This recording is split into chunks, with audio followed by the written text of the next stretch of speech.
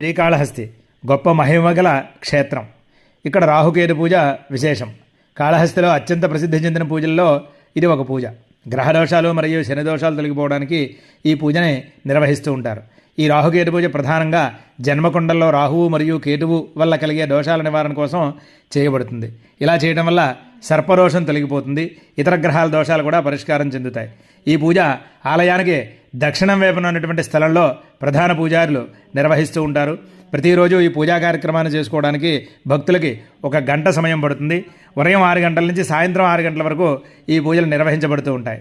ప్రత్యేకత ఏమిటంటే కాళహస్తి దేవాలయంలో రాహుకేతు పూజ చేయించడం వల్ల విశిష్టత కలిగి ఉంది. ఎందుకంటే ఇది వాయులింగం, పవిత్ర స్థలం మరియు అత్యంత మహిమ కలిగినటువంటి క్షేత్రం.